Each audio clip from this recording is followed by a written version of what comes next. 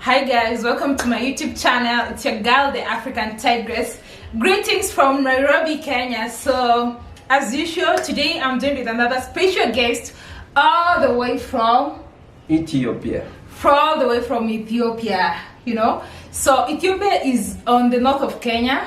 With neighbors to Ethiopia, and so I think it's very important if we can start by him introducing himself. So, okay, my name is Miliona Safa. I am from Ethiopia, Addis Ababa capital. I am fully employed in a bank. That means I'm working in a bank. Part-time, I'm working as entrepreneur.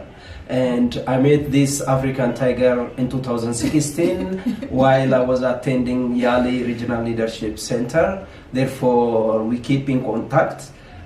She is active in social media, though I'm not like her. Therefore, we keep in touch. Then I came to yesterday in Kenya, that means in 23rd of August.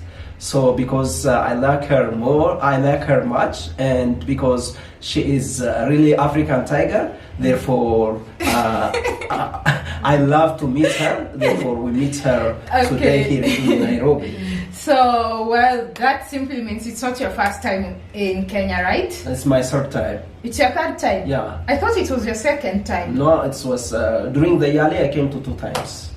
Oh, yeah, I remember. That was your second, so this is the third time. Okay, so how did you find Kenya? Or when you first came to Kenya, what were your first impressions about Kenya? My first impression about Kenya, when I was in Ethiopia, before I came to Kenya, you know, Kenya has becoming the hub of East Africa. Therefore, when actually I came here, I found it's true, because when you see in Kenya, you have many international organizations which are from the charity side. You have many organizations from the business side. For example, you have Deloitte office in East Africa, you have Standard Bank, you have other international bank. Even those banks who are dominant in Africa are operating in Kenya. Because of that, I found that Kenya is becoming one of the hub of East Africa. Therefore, I love Kenya. I visited the National Park of Kenya. I visited Giraffe Center. Because of that, I love Kenya, and I'm becoming Kenyan. Oh, you're becoming a Kenyan. You said, are we actually having census today? So, are you going to be counted as a Kenyan? yeah, I'm trying today, so that next time I will claim my citizenship. You claim your citizenship because you are being counted in Kenya today. Yeah. Okay, interesting. So, have you explored like the different types of food in Kenya? Yeah. I like the special food called Ugali. Ugali. I like that one. It's porridge of that made from maize. So I like that one. You like ugali? Yeah. What do you like having it with?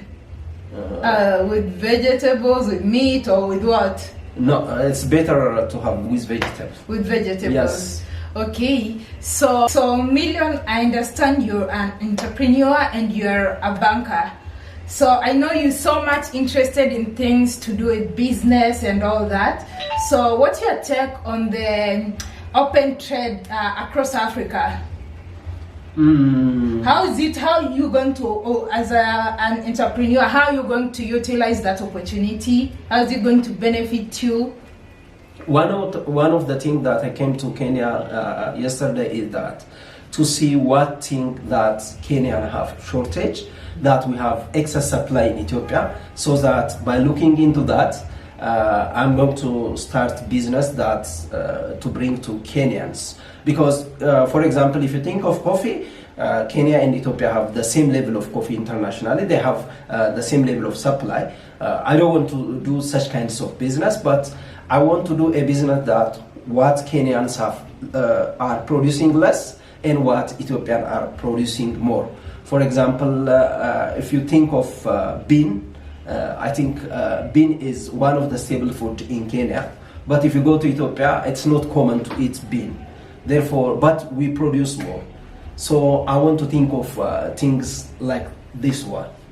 So have you identified an opportunity yet? Not yet, but I will try and you will help me since you are African tiger. African Tiger starts from here. So- Not only taking the name. So specifically, you just came to explore the opportunities that are existing in Kenya, Yeah. so that you can start a business in Kenya. Yeah. Well, that's quite impressive, right? So you will be importer, I will be exporter from Ethiopia. I'll be importing your products from Ethiopia. Okay, that's quite interesting. So, have you faced any challenges for all the times that you visited Kenya? No. But when I came first time, as I have told you in 2016, because I got confused because it's my first time, by the way, when I traveled from Ethiopia. When I reached the Jomo Kenyatta airport, I get confused. And, Because it's bigger than Bole. not only that, because it's my first time, so that I was asking every immigration officer, shall I take this road? Shall I take this one? Where shall I go? Where shall I take my bag?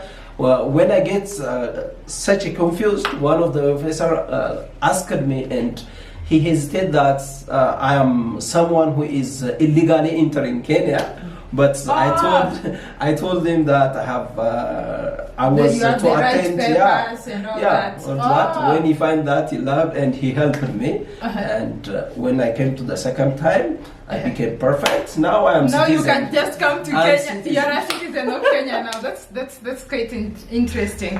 So, Million, what are you finding to be quite different in Nairobi compared to Addis? Because as I have told you always, I look at most of the time from business perspective. What I see in Nairobi is you have many international financial institutions in Kenya and Nairobi. And you're a banker. But you can't find in Ethiopia, okay? Because our financial market is closed for foreign banks. So we have only domestic banks. But when we come to Nairobi... I think that's good. That's good? Yeah, I think that's good. We will talk about that. You're a banker, what do you Because think? I believe that globalization is a river that flows over the world. So you can't prevent that river flowing into your country. Rather, you build dam on that and you can benefit from that. This is my belief. Okay, whenever you exchange with someone, within your neighbors, with their other country, you But transfer. there is the case, I think this Kenya Commercial Bank in Ethiopia. No, is it? that's a representative office. They are not allowed to operate. Okay, that's called representative office. Oh, so people don't have accounts No, there? they don't have. They don't. We are all closed. Also, that's for the Kenyans who are visiting like Ethiopia, so they can withdraw their money and all that. No. There are no ATM machines and stuff like that. We do have ATM machine for domestic bank only. No, like, so I saw KCB, which is Kenya Commercial Bank. Yeah. So it means like they don't have ATM. They don't have ATM. Oh, They are okay. exploring the market, so that whenever it is, the market will be open, because it's closed by the regulation of the country. So the parliament has to amend that regulation before they are allowed to operate in Ethiopia. Therefore, the KCB, we do have a lot of, you have HSCB representative office, you do have Bank of Africa representative office. They don't accept deposit, but they are looking the opportunity in the market. They are looking the customer. Oh, so there are no other African banks like Bank of Africa? We and all don't that? have, we don't Oh, have, we don't okay. have. Africa We Development do have Bank and stuff 18 like banks. That means 18 commercial banks. All are Ethiopians that accept deposits that lend to the consumers. Oh, okay. So you don't have any bank that directly provide loan. For example, you do have African Development Bank that have office in Ethiopia, but it doesn't directly lend. Okay. So we don't have financial institution. But as a banker, it's time to open the market now, Okay. because whenever there is a competition, there is a benefit for the customers. Okay. So, and you've been in Kenya for, you said this is your third time. Yeah. So, how do you compare the cost of living in Kenya compared to the cost of living in Ethiopia? I find it almost the same. Almost the same. From experience, I found Ethiopia to be a little bit. I've been to Ethiopia, in 2017. So, and I found Ethiopia to be accommodation and housing was a bit higher compared to Kenya, in my opinion. I don't know. And then, in Kenya we have housing, like we have the studios, like what they call the bed sitters and stuff like that. In Ethiopia, it's very hard to find that, like small house, like a house like that is complete, you'll only find like 1 bedroom, 2 bedroom, and all that. I don't know. That's what. Where do you reside when you were in Ethiopia? The area. I want to know the area because there are high price areas. For example, if you want to stay around Poland, that's the highest price that you can find in Ethiopia. But there are places that is a little bit far away from that area. You can find the same level of service, the same level of quality, but with less price. Oh, so if you take the average price, if you take the average price, for me, it's almost the same. It's almost the same in Kenya and Ethiopia. Yeah, because for example, in Kenya, I paid around 75 USD for bedroom. Therefore, if you pay such amount of money in Ethiopia, you can get the same level of service. But the thing is, you have to find the markets, right place. Because whenever you go to someone to ask, they tell you the highest level, okay? Especially when they look at you, you look for it. So, but I look like you. And I can speak Salam. Salam, one of the language in Ethiopia, which is called Amharic. Amharic, is it not the common language in Ethiopia? Yeah, one of the language. You do have Afan Oromo. You do have Tigrinya, you do have Somalinya, which are actually the 4 major spoken languages. Oh, those are the 4 major spoken languages in Ethiopia. Yeah, if you see the Afan Oromo, it is the most spoken by many people in Ethiopia, like Amharic. Okay, so what do you think about, I know Ethiopia has a female president now. I met the Ethiopian president. We actually were in the same flight. I was so happy because he flew commercial. You know, I boarded the same flight with her when she was coming to Kenya. So what do you think about, like, I think it's among the few countries that have female presidents in Africa. Yeah. The new prime minister has made radical changes. Not only the president, even if you see the cabinet of Ethiopia, currently 15% are female. Wow. It's happened after this new prime minister. That means Dr. Abiy came to power. Therefore, because of that, he made one of the position, that means the president, Her Excellency Sahle Zewde, to be the president of Ethiopia, and she is doing fantastic job because they came to that position when the country was shaking. Therefore, they are doing fantastic job in order to make Ethiopia one of the top economic and politically stable country in Africa. So what makes Ethiopia unique, or why should someone visit Ethiopia? I can tell you from, for example, if you see from social perspective, we do have 85 tribes. 85? Wow. Almost you have 85 different languages that's spoken by these 85 tribes. And as you know, we are the second populous nation in Africa. Yeah. So, after Nigeria? After Nigeria, it means we are the second. Currently, we are more than 110 million people. Therefore, you have 110 million people, fantastic mind. So you can get different attitude, you can get different perspective of the political situation of, the country plus Africa. Therefore, when you go to actually the historical place, you have a place called Lalibela, a place called Aksum, a place called in Bale, which is called Madabwalabu, and you can visit this one. And the other one, if you see the nature place, we do have different Shashamane. Shashamane. Shashamane is one of the region that is near to Addis Ababa, which is 200 kilometers.